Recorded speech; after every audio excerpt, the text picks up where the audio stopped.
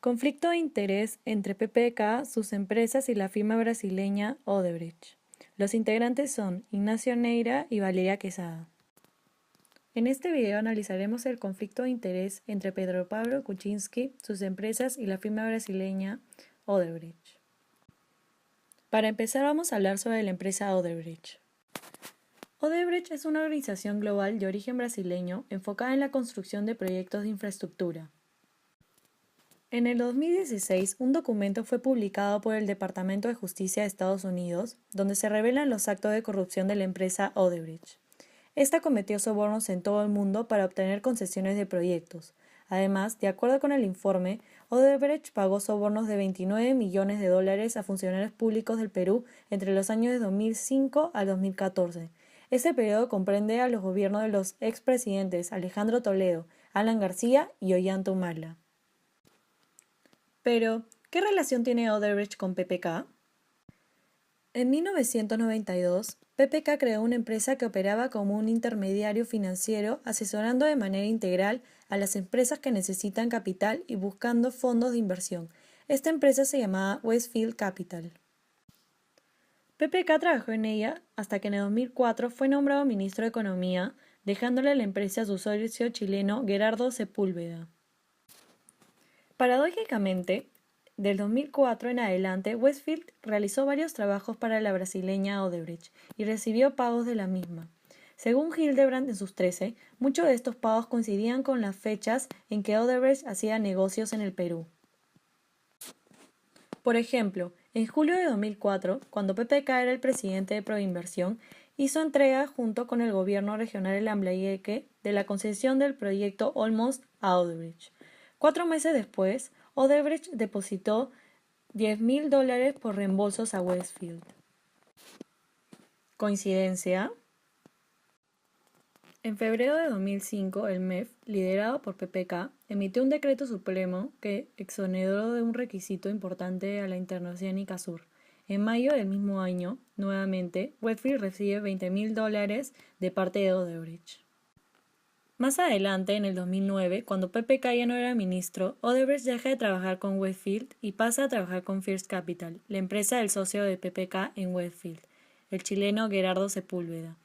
First Capital recibió más de $4 millones por consultorías a Odebrecht. Algunas de esas consultorías fueron hechas por PPK, por las cuales recibió poco más de $500,000.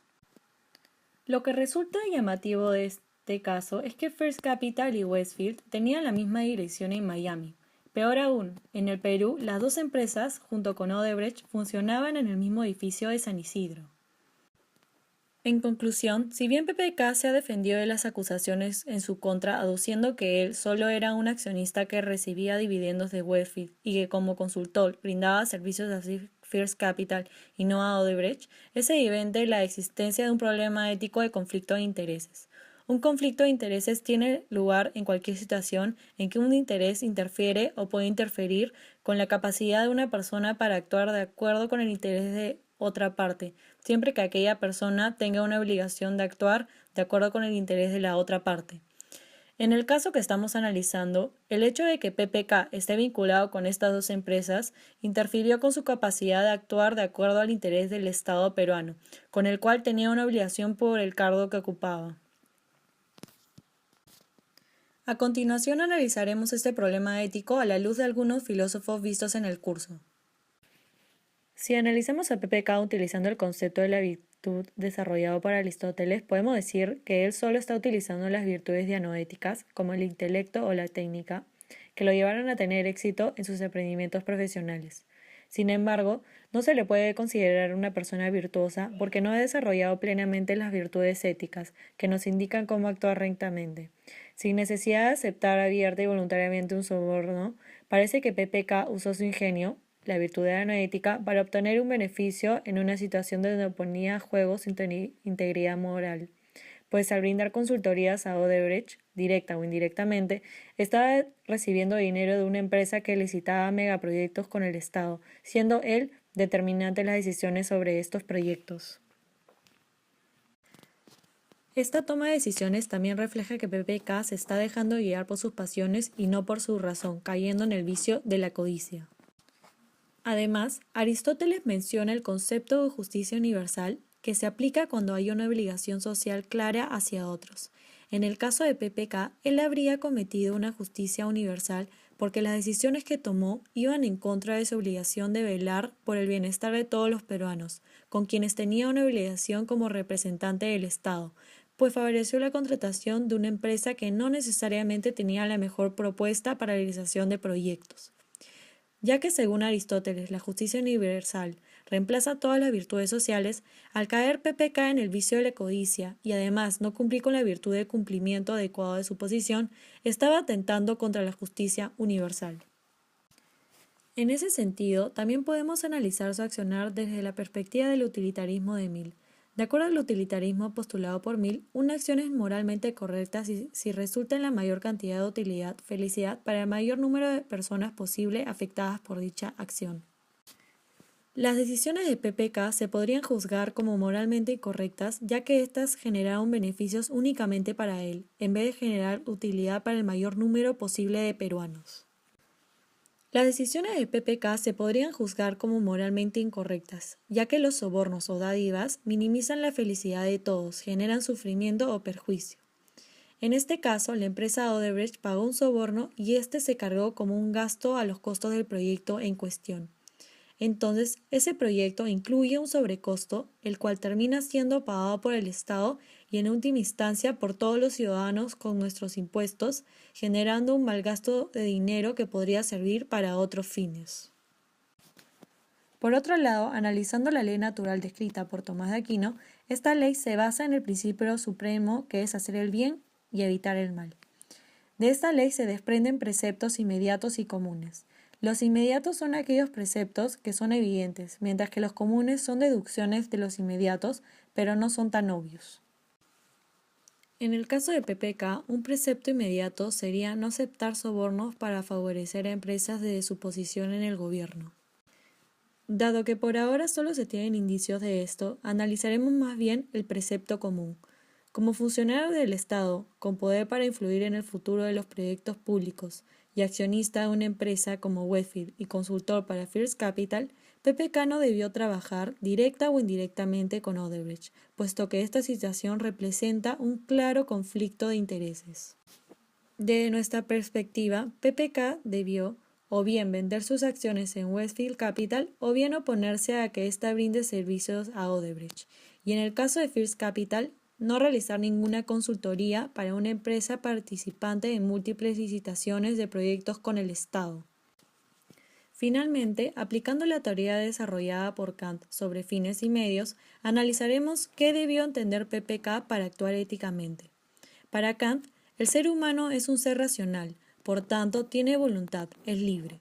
Puede plantearse escenarios y elegir entre opciones. Puede proyectar fines, crearlos, ordenarlos, buscarlos, entre otros. Por tanto, puede organizar las cosas como medio para sus fines. Según Kant, la persona es una cosa en el mundo y como tal un medio. Sin embargo, es a la vez quien organiza el mundo. Tiene una vida y un propósito propio. Es un fin en sí porque no depende de otra cosa para darse fines. Tiene valor en sí misma. Si tomamos el caso de PPK, debemos comenzar por recordar que los cargos que ostentó como funcionario público conllevaban un deber hacia el Perú y sus ciudadanos. Para cumplir a cabalidad con este deber, PPK debía reconocer que, como personas, todos los peruanos son fines en sí mismos, tienen un valor intrínseco, y desde su posición le correspondía promover la defensa de la persona humana y el respeto de su dignidad, el cual es el fin supremo del Estado, como lo indica la Constitución del Perú. Al involucrarse en las actividades antes descritas, no tuvo presente ese deber y utilizó su posición como un medio para beneficiarse, generando indirectamente que los ciudadanos paguen los sobornos, un gasto innecesario. En ese sentido, se ve claramente que los ciudadanos son tratados como medios y no como fines. Una vez analizado el caso del conflicto de intereses que involucra a PPK y Odebrecht, analizaremos la causa de fondo de este problema y cuáles son las posibles opciones para evitar que se repita en el futuro. Si aplicamos la teoría de Mill, él define una sanción como un motivo para obedecer una fuente de obligatoriedad. En el caso analizado, creemos que las sanciones externas positivas y negativas, como el reconocimiento y el desprecio social, respectivamente, han probado ser insuficientes para evitar que funcionarios públicos realicen actos corruptos.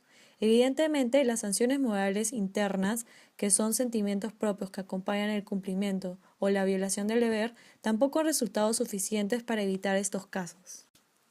Estas sanciones internas, que son las de mayor peso para Mill, pueden ser naturales o adquiridas a través de la crianza y la socialización.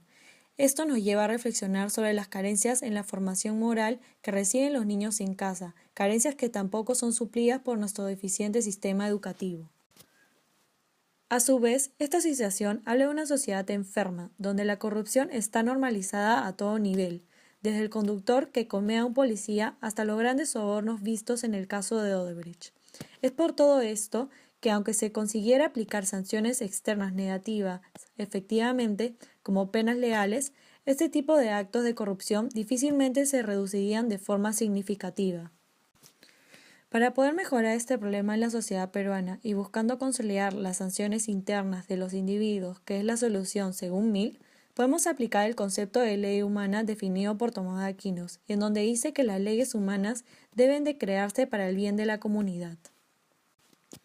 Y este bien, en ese sentido, sería desarrollar leyes para los centros educativos como los colegios y universidades, los cuales promuevan la inclusión de contenidos que refuercen la formación moral de las personas para que se tome conciencia de los actos realizados, incluyendo la corrupción, y se vean las medidas para no repetir los mismos en un futuro.